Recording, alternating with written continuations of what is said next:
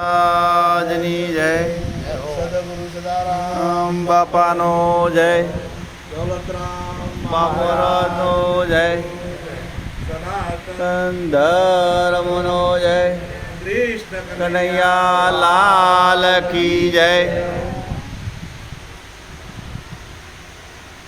આજે ગોડ ગામમાં આપણે ભજન સત્સંગ રાખ્યા. અને શું નામ?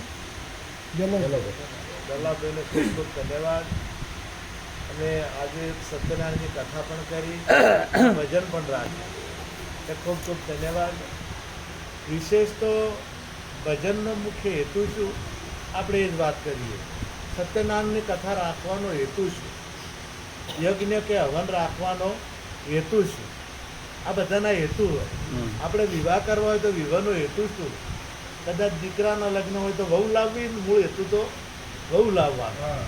અને કદાચ દીકરીના લગ્ન હોય તો દીકરીને એના ઘેર પરણાવવા. પછી એમાં નાચવું આવે ને ગાવું આવે ને બધું એમાં આવે, પણ મૂળ હેતુ વહુનો છે. મૂળ તો દીકરાને પરણાવો એટલે મૂળ આ બધા ધામધૂમમાં મૂળ હેતુ છે એનો વહુ લાવવાનો. વહુ લાવવાનો કે એમ આ દરેકે દરેક કાર્યનો કોઈક હેતુ હોય. ભજનનો હેતુ શું? પરમાત્માને આપણા ઘેર લાવવા, પરમાત્માની પધરમણી કરી અને પરમાત્માનો સાક્ષાત્કાર કરવો. ઘેર લાવવા એટલે સમજણનો, આપણા ઘટમાં પરમાત્માનું પ્રાગટ્ય થયું એને ઘેર લાવ્યા કહેવાય. અને પરમાત્મા જો પ્રગટ થાય તો એ તો આ ભજન રાખ્યા સફળ કહેવાય. ન કે તમે ભજન રાખો તો એ જીવનમાં કશું ના ઉતરે.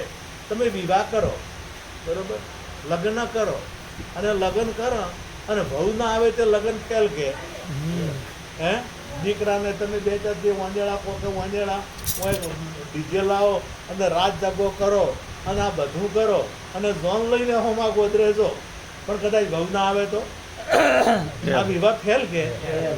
જો ઝોન ના આવે તો વિવાહ ફેલ. એમ જો ભગવાનનો ભેટો ના થાય તો ભજન આપણું નકામું કહેવાય. આ ભજનમાં ભક્તિમાં મુખ્ય હેતુ પરમાત્માની સમજણ. પરમાત્મા વ્યાપક છે, પરમાત્મા વગર કોઈ જગ્યા ખાલી નથી.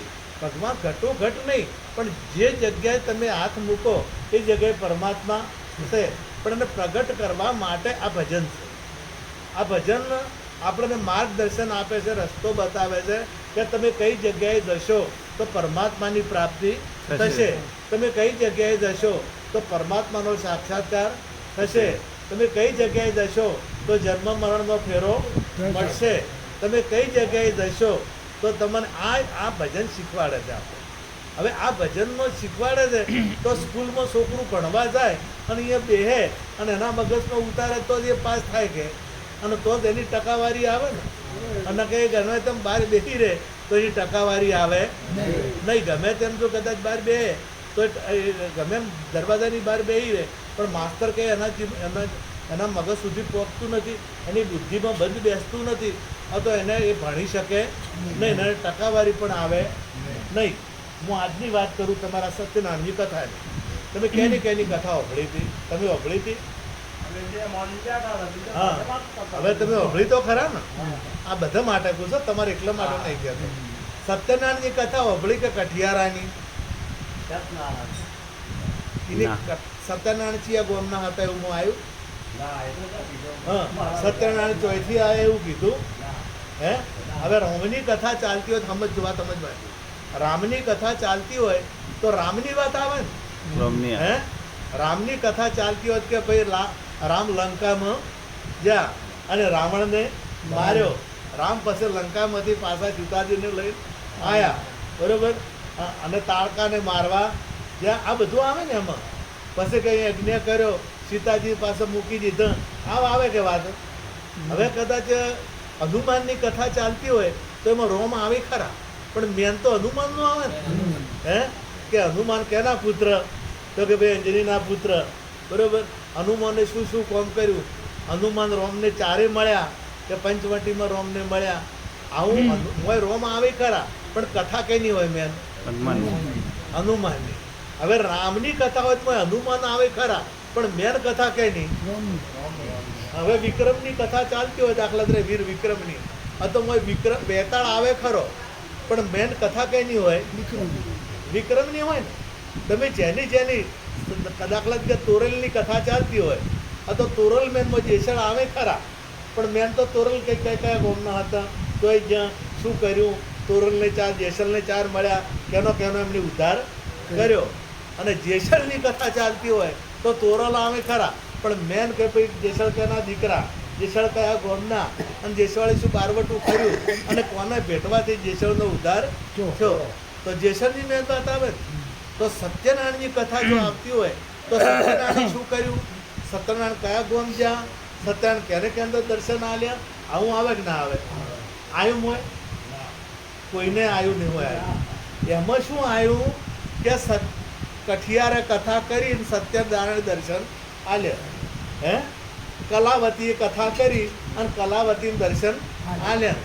તો કથા કેની થઈ? કથા સત્યની થઈ કે કલાવતીની? કલાવતીજી. હા, કથા કઠિયારાની થઈ કે સત્યનારાયણની? કઠિયારાની. એ તો કઠિયારે કથા કરી, પણ જેવી કરીએ તો આપણને કીધું જ નહીં. કઠિયારે સત્યનારાયણની કથા કરી, પણ કેવી કરી એ આપણે કીધું. કલાવતીએ કથા કરી, પણ કેવી કરી એ કીધું. બ્રાહ્મણ સત્યનારાયણની કથા કરતા નથી. એ 4 કથાઓ કરે કે 5 કરે, એ બધી કથાઓ કેની કરે છે? કલાવતીની કરે કે કઠિયારાની કરે. એમાં જે બધા અધ્યાયો આવે ને, જે વાર્તાઓ હોય છે, એ વાર્તાઓ જ કહે છે ને. પણ સત્યનારાયણની કથા કરી એ એમ કહે છે. કેની કરી? કલાવતીએ કરી. પણ કલાવતીએ કેવી કથા કરી એનું આવતું નથી. સમજાય છે વાત? હું કહું તમને, હે સત્યનારાયણની કથા જો વપળી હોય તો સદગુરુ ચરણે જવું પડે, અને સદગુરુ ચરણે જ્યાં સિવાય સત્યનારાયણની કથા સમજાતી નથી. સત્યનારાયણ કેને કહેવાય? સત્યનારાયણ જે સત્ય છે, જે પરમ તત્વ છે, જે પરમાત્મા છે, જે વ્યાપક છે. અને એ વ્યાપક તત્વ કેવું છે એ જો આપણને સમજાય. ગીતામાં ભગવાને કીધું કે બધી જગ્યાએ હું શું, કોઈ જગ્યાએ એમને છોડી નથી. પેપળામાં હું એમ કીધું ને, પેપળામાં ઝાડમાં પેપળો હું છું, પેપળો હું છું. એમ હરેક જગ્યાએ મનુષ્યમાં રાજા હું છું. બધી જગ્યાએ એમને વર્ણન કર્યું. અને એટલા સુધી કીધું કે બધા ભૂતોમાં, ગીતાનો શ્લોક બોલે છે, સર્વભૂત ખાનમ સર્વભૂતાની જ આત્માની ઈક્ષતે યોગ યુક્ત આત્મા સર્વત્ર સમ દર્શિનમ. બધી જગ્યાએ વ્યાપક છે, એના વગર કોઈ જગ્યા ખાલી નથી. હવે એ બધાને આપણને કેમ દેખાતો નથી? તો એના એ શ્લોકમાં જવાબ આવ્યો કે યોગ યુક્ત આત્મા, જેને યોગ થયો છે, જેને સદગુરુ મહારાજનો જે યોગ થયો છે, જેને યોગ થયો છે, એને એ પરમાત્મા દેખાય છે, બીજા દેખાતો નથી. અને એમાં ગીતામાં ભગવાને કીધું કે જપથી હું દેખાઉં એવો નથી, તપથી હું દેખાઉં એવો નથી, વ્રતથી હું દેખાઉં એવો નથી. તો કે શું કરવું પડશે તમને જોવા માટે? તો કે મારી જીવ દ્રષ્ટિ વિના હું દેખાવ એવો નથી. અને જીવ દ્રષ્ટિ મળે તો જ આ પરમાત્મા. તમે ભણ્યા પહેલા તમે કદાચ આ ચોપડીમાં લખેલું હોય તો તમને દેખાય કે ના દેખાય? ભણ્યા પહેલા દેખાય ને? હવે દેખાય તો અક્ષર દેખાય, બીજું કોઈ દેખાય? અક્ષર દેખાય. ભણ્યા જ નથી તો ભણ્યા જ નથી તો શું લખેલું છે દેખાય? શું દેખાય? અક્ષર દેખાય નહીં. પેલું તમિલનાડુ ની બાજુ લખેલું આપણો ભાણ તો આપણને અક્ષર દેખાય? લીટ જ દેખાય. કારણ કે દ્રષ્ટિ મળી નથી. અને જ્યારે માસ્તર ભણાવે તો આપણી દ્રષ્ટિ ખુલે, એને કહેવાય ત્રીજો લોચન. તો તરત અક્ષર દેખાય, તરત ક દેખાય, ખ દેખાય, એકડો દેખાય, બગડો દેખાય, પછી દેખાય ને. એમ પરમાત્મા વ્યાપક છે, પરંતુ આપણી દ્રષ્ટિ ખોલી નથી. એટલે એ દ્રષ્ટિ મેળવવા માટે જે જ્ઞાની પુરુષ છે, હવે આ ભણવું છે આપણે, આ તો કદાચ માસ્તર માથે હાથ મેલે ભણાઈ જવરાય, માસ્તર માળા હાલે ભણાઈ જવરાય, માસ્તર કદાચ મંત્ર હાલે કે એકડો કરજો ઘેર બેઠા બેઠા. આ તો એકડો આખી જિંદગી કરે તો એને એકડો આવડે? હે ના આવડે. તો હું ગીતા એનો પ્રમાણ આપે છે કે તપથી જપથી કે વ્રતથી હું દેખાવ એવો નથી. મારી અનન્ય ભક્તિ સિવાય તમને દ્રષ્ટિ મળશે નહીં. અરે અનન્ય ભક્તિ કોણ આપી શકે? સદગુરુ.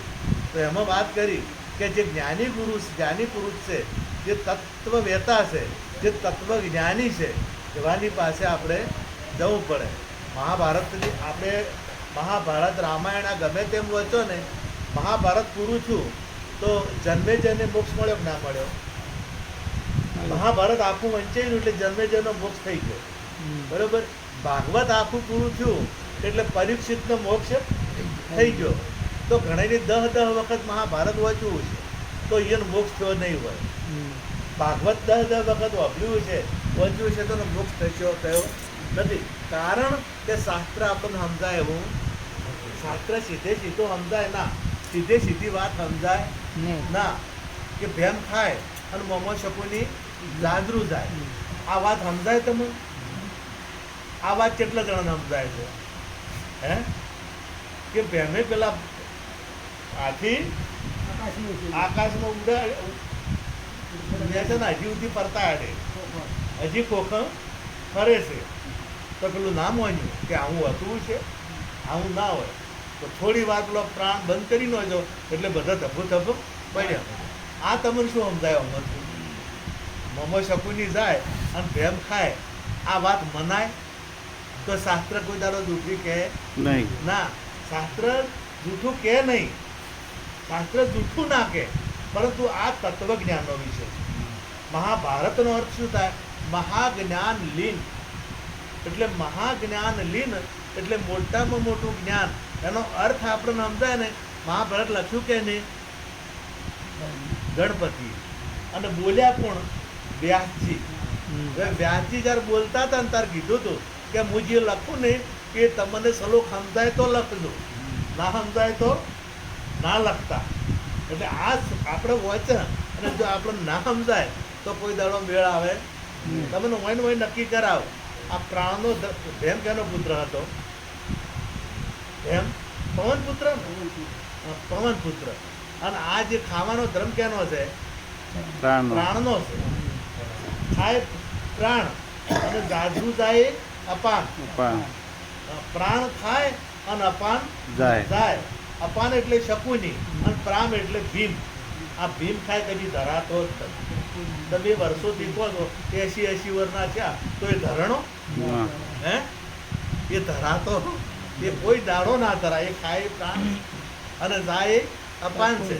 હવે આખું મહાભારત જો આમ સમજાય ને એમ. અરે આ દ્રૌપદીને ગોડન હતા કુંતા માતા કે 5 જણા વેચી લ્યો, સણા હતા. અને અત્યારે નથી ચાલતું, એ ટાઈમે ચાલે. અને સતી મહાન હતી. એ વાત એમ નહીં. દ્રૌપદીને ભક્તિરૂપી દ્રૌપદી કીધી છે. આ પોચનું છે, આ પોત તત્વનું બનેલું છે. અને આ ભક્તિ મળે તો એનો બેડો પાર થાય. તો કૃષ્ણ પરમાત્મા રથ હાકે નકે સિવાય હાકે નહીં. એટલે આ જે વાતો, આ વાતો જેવી તેવી નથી. આ સત્યનારાયણની કથા સાચી કથા એને કહેવાય કે તમને સત્ય શું છે, પરમ તત્વ કેને કહેવાય, બ્રહ્મ કોને કહેવાય, આત્મા કોને કહેવાય. આત્માને ઓળખ્યા વિના રે લખ 84 નહીં મટે, બ્રહ્માંડ ભાગ્યા વિના ભવના ફેરા નહીં મટે. પણ આપણે કહેતા શીખી ગયા. અમારે પેલું જે સિદ્ધપુરનો મેળો આવે ને એટલે કોઈક મરી ગયું હોય ને તો પેલું ખરા અવાજ હોય, મોટા જ હોય ને, સિદ્ધપુર જોઈએ અમારે બધા. કોઈક મરી ગયું હોય તો. અને એ પછી એક જતા રહ્યા, એને બાપો મરી ગયેલા હતા અને ડોશીમાં અને આ 2 બાપ, માજી ને છોકરો 2. એ છોકરો એટલો બધો બુદ્ધિશાળી નહીં, સમજો એટલો બધો નહીં. એટલે મેળામાં છે, નદીના કોઠે છે. એટલે કે કોઈક મહારાજભાઈ આપણે વિધિ કરાવો તારે. એટલે વિધિ કરાવવા માટે પેલા ગોતતા મહારાજ નવરા બેઠા તો અહીંયા ગયા. એટલે પેલા ભાઈએ કીધું કે અમારા બાપા થઈ ગયેલા છે અને અમને અમારે આ વિધિ કરવીની છે, અમને તેરવવાના છે, આપણે કરી નાખો. એટલે મહારાજે કીધું કે મૂકો એમ કરવા. બરોબર. પેલો કે સારું તમે કહો એમ. અમે બેહાર્યા અને કોઈક મુદ્દો આવ્યો કે 1,000 રૂપિયા મૂકો. એટલે પેલો ભાઈ કે 1,000 રૂપિયા મૂકો. પેલો ભોપણ કે ભાઈ તારે મૂકવાનો છે. એટલે પેલો કે ભાઈ તારે મૂકવાનો છે. તો ભોપણ એટલે સમજાતું નહીં મૂર્ખા, તારે મૂકવાનો છે. તો પેલો એમનું એમ કીધું કે મૂર્ખા સમજાતું નહીં, તારે મૂકવાનું છે. એટલે મહારાજ કંટાળો જે ખેંચી આવી કે સમજતો જ નહીં. પેલે વળગાડી દીધી કે આવું આવતું હોય છે, એને ખબર જ નથી. એટલે હવે આ છે 2 બાછી, 2 બથમ બચ્યા છે. થોડું પાણી હતું એટલે મહારાજને યાદ આવી ગયું કે મને કોક ઊંધું પડ્યું છે, એટલે એને કીધું કે હરી ગયું હોય. એટલે પેલો કે હાય મેં ખાતો કે આ વિધિ છે, કાઠું હતો ઘણું કાઠું. એટલે આ ગારાળો એની મા પાસે આવ્યો કે કરી વિધિ. માં કે તું નાજી સારું કર્યું, આ તો ઘણું કાઠી વિધિ હતી. એટલે કેવા છે મહારાજ, હું આભાર માની આવું. એટલે કે મારા જેવા છે તારા ભાવ વધી જાય માં જણ. એટલે મહારાજને કીધું કે મારો છોકરો વિધિ કરાવવા. મહારાજે એક બળગાડી દીધી માને કે આવા સંસ્કાર આવ્યા છે કોઈ સમજતો જ નથી. એટલે આપણે ટેવ પડી ગઈ છે કહેવાય રામ રામ કહેવું, કરવું લેવું નથી. રામ નામ લેવું નથી, કહેવું છે. સંતો કે કહેવું છે પણ સંતો કે માનવું નથી. સંતો કે મોન તો બેડો પાર થઈ જાય. સંતોની વાત આપણા જીવનમાં ઉતરવી જોઈએ. આપણે બજારમાં જ અને આપણે કદાચ ગોળ લેવો છે તો ગોળ લખેલો હોય, ગોળ આપણે બોલાય છે, અને ગોળ જે વસ્તુ છે એ ત્રીજી જગ્યાએ પડી છે. તમે બોલો એ ખવરાય ના, અને તાર લખેલો હશે એ ખવરાય. ના, તમે બોલો એ ના ખવરાય, અને લખેલો હશે એ ખવરાય. જે વસ્તુ ત્રીજી જગ્યાએ પડી છે, તમે બોલો એ જૂઠું છે, અને પણ લાવવા માટે બોલવું પડશે. મોઢું મેઠું કરવું હોય છે તો વસ્તુ લેવી પડશે, અને એ મોઢા મેંચો જ બોલવું પડશે નહીં. વગર બોલે મેઠું લાગશે ને લાગશે. એમ રામ નામ લેવું અને કહેવું એ 1000 ઘઉંનું શેઠું છે. એક કહીએ છે રામ રામ રામ રામ રામ રામ, એક કૃષ્ણ કૃષ્ણ કહીએ છે, અને એક રામ નામ લઈએ છે, અને કૃષ્ણ નામ લઈએ છે. જેમ કે આપણે વસ્તુ દુકાનમાંથી લીધી, ઘેર બેઠા બેઠા આપણે બોલતા હતા નારિયેળ નારિયેળ નારિયેળ. દુકાનમાં જતો બોલવું પડ્યું, કોઈ પૂછે તો બોલ્યા કે કયો જોશો કે નારિયેળ લેવા જઈએ છે, શ્રીફળ લેવા જઈએ છે. દુકાનવાળા પાસે ગયા અને શ્રીફળ માગ્યું, શ્રીફળ એને આપ્યું, પછી બોલવું પડે ના બોલવું, પછી બોલવું પડે ના, નહીં. પછી તો મળી ગયું, આપણે જે જોઈતું તે મળી ગયું, પછી બોલવું પડે નહીં. એમ રામ નામ ચાર સુધી બોલવું પડે એટલે કદાચ લીધું નથી, અને લેવરાઈ ગયું ને એટલે પછી બોલવું પડતું નથી. આપણે બજારની તો વાત છોડો, પણ આપણે લગ્ન કરે ને તો આપણા ઘેરથી ધણીનું નામ ના લે, કારણ કે એને આખે આખો મળી ગયો છે એટલે એનું નામ લેવું પડે ના. એમ જો કુંવારી હોય તે નામ એટલે ના લે, પણ જો પરણીજી એટલેથી નામ લેવાનું બંધ, કે મળી ગયો એને હાસો મળી ગયો. અને જેટલી કડા હાસો ના મળે એટલી કડા ગમે તેમ તમે પૂજા કરો, ગમે તેમ કરો. આપણે ઓમ તો જો આપણે વહુ તો વહુ છે ને, વહુ એ પૂતળાની નહીં માનતા. કદાચ ફોટો લાવવાનો ઐશ્વર્યા રાયનો તો ચાલે, એમ વાંચતે ગાતે કદાચ ફોટો લઈ આવો તો ફોટો ચાલે ના ચાલે. ગાય હોય, ગાય કદાચ ફોટાવાળી લાવો તો દૂધ હાલે નહીં હાલે. અને તારે આપણે ભગવાનને ફોટાવાળા માનો, માતાને ફોટાવાળી માનો, ગમતી ના માનો, ગાયની ના માનો, ભેંસની ના માનો. આ સમજવા જેવી વાત છે. હે પેલું આપણે ફોટાવાળું માનો, ભગવાનને માનો, અને પેલી ગાય કે ભેંસ કે વહુ માનતા નથી. એટલે કહેવાનો મારો મતલબ એ છે કે મારો ફોટો હોય તો મારો ફોટો આ વાત તમને કરી શકે નહીં. તમે એનું પૂજા કરો, કે એની તમે આરતી ઉતારો, કે તમે એને દંડવત પ્રણામ કરો, કે તમે સાષ્ટાંગ પ્રણામ કરો, પણ એ ફોટો તમને જે હું વાત કરું છું એ વાત કરી શકે નહીં. એમ તમે પરમાત્માનો જે ફોટો છે, પરમાત્મા ફોટાથી જુદા છે. તમારાથી જેમ ફોટો જુદો છે, તમે ફોટાથી તમે ફોટો નથી, તો તમે ફોટો. એમ પરમાત્મા મૂર્તિ છે તો ભગવાન મૂર્તિમાં છે ખરો, મૂર્તિમાં છે ખરો, પરંતુ એ તમને સમજાઈ શકશે નહીં. જેમ ફોટામાં તમારા ફોટામાં તમે શોધો ખરા, પણ તમારે કદાચ તમારા ઘેરથી ₹10,000 જોતા હોય તો માગે તો ફોટો આપી શકે નહીં. એ પ્રગટ જોવે. એટલે પ્રગટ પરમાત્માની પ્રાપ્તિ કરવા માટે, પ્રગટ પરમાત્માના દર્શન કરવા માટે આપણે જે તત્વજ્ઞાની ગુરુ હોય એ ગુરુ પાસે આપણે જવું પડે. અને એના માટે આપણા મહાપુરુષોએ કોઈ પ્રતિજ્ઞાઓનો નિયમ કરેલો છે. દારૂ, જુગાર, ચોરી, મોસ અને વ્યભિચાર, આ 5 વસ્તુઓ જો પાલન કરી શકે તો એ સદગુરુ શરણે જઈ શકે. હવે આ એક આપણે સાથે કે જે ઘેર કથા નહીં કીર્તન નહીં નહીં સંત મહેમાન વો ઘેર જમડા ડેરા તાણે સાંજ પડે ને શમશાન. કેમ એમ કીધું કે જે ઘેર સંતો આવતા હોય તો બાળકો સંસ્કારી હોય, બાળકો સંસ્કારી હોય, કુટુંબ આખું પવિત્ર હોય, બધા પવિત્ર હોય એટલે એ ઘેર કોઈ દાડો ડખાત હોય નહીં. ન કે ઘણી જગ્યાએ પેલા દારૂ પીને રોજ ઝઘડા થતા હોય છે, પછી ઘણા દવા પીને મરી જતા હોય છે, ઘણા ટોપા ખાઈને મરી જતા હોય, ઘણા લહેરમાં કે ડેમમાં પડીને મરી જતા હોય છે. આ સમજણનો અભાવ. જે ઘેર કથા એટલે આરી કથા નહીં, આ કથા નહીં, કથા નહીં કીર્તન નહીં, એટલે કથા પરમાત્માની કથા. પરમાત્માની કથા થતી હોય તો એમ સમજણ પણ આવતી હોય. આ કથામાં તો કોઈ અભળતું જ નહીં. આ તો બધે જો કથા હોતો હોય એ કોઈ આ કથા એવું અભળતું નથી. પણ જો કદાચ એ અભળે જીવનમાં બેડો પાર થઈ જાય, અભળ્યા સિવાય એક ઘડી આધી મેં પુણી યાદ તુલસી સંગત સંત કી કટે કોટી અપરાધ. આ વાતો આપણા અભળ કીર્તન કેમ નહીં કહેવાય? આપણે અત્યારે કહ્યું કીર્તન કહેવાય. તો કીર્તન લોકોના મગજ સુધી જાય તો મેળ આવે કે જાય જ ના, તો મગજમાં જ ના ઉતરે તો કોઈ દાડો એનો બેડો પાર થાય નહીં. ને જો કદાચ જીવન સુધારવું હોય તો ભજન સત્સંગ જરૂરી છે.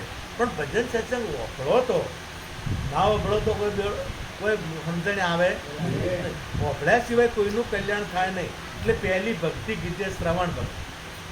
પહેલી ભક્તિ શ્રવણ ભક્તિ કીધી છે. અને શ્રવણનો અર્થ શું થાય? વફળવું. શ્રવણનો અર્થ વફળવું. બીજી ભક્તિ મનન કીધી એટલે મોનવું. વફળીને મોનવું, અને વફળીને મોન જ ના તો કોઈ ના મેળવે. આપણા સંતો મહાપુરુષો કીધા, સદારામ બાપુએ ભજનમાં ગાયું કે દારૂ પીનારા દારૂ છોડી દીધો, પણ જેટલા મોને એટલા જ કે. અને પેલા ના મોને એને શું ફાયદો?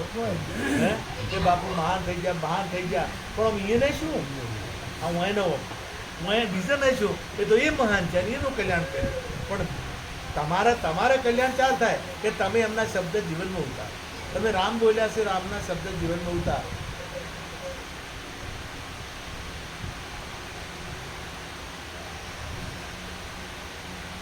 રામના શબ્દ જીવનમાં ઉતારો, તમે પરમાત્મા શ્રી કૃષ્ણના શબ્દ જીવનમાં ઉતારો તો બેડો પાર થાય, સિવાય બેડો પાર થાય નહીં. એટલે હંમેશા સત્સંગ વગર કોઈ દાડો ઉદ્ધાર થવાનો નથી. અને આપણા કુટુંબને થોડો તમે આ માર્ગ અપનાવતા કરો. જો સંસ્કારો લાવવા હોય તો એટલે કીધું કથા નહીં કીર્તન નહીં સંત એમાં ઓ ઘેર જમણા ડેરા તાણે સાંજ પડે ને શમશાન. આપણે રમેશભાઈની વાત કરી કે આદિવાસી એટલે ખરાબમાં ખરાબ એમ ગણો છો ને? તો આદિવાસીમાં હતા હાથીમાં રાતે બધા હતા. હું આદિવાસી જો મોટો બધા આદિવાસી જ હતો. કોઈ આપણા વિસ્તારના હતા ને અંબાજીના પાછળના ભાગમાં એ ગામનું નામે હું ભૂલી ગયો છું. એટલા બધા સંસ્કારી મેં કે એકદમ હાથ જોડે તો આખી સભા લાઈન શહેરો અને તમામ 20-25 વર્ષની ઉંમર, કોઈ ડોહા નતા.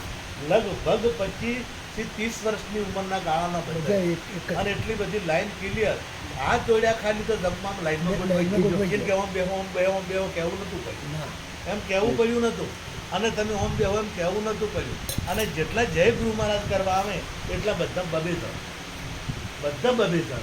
અને કોક દાડો મારા તમે કોક દાડો મારા દાવાન થાય તમે જોવા આવજો. એ અહીંયા એ રહ્યા ધનપુરા હોય વાળા નતા, શંજીરો મહારાજ વાળા બાપુ એ મોન હતો.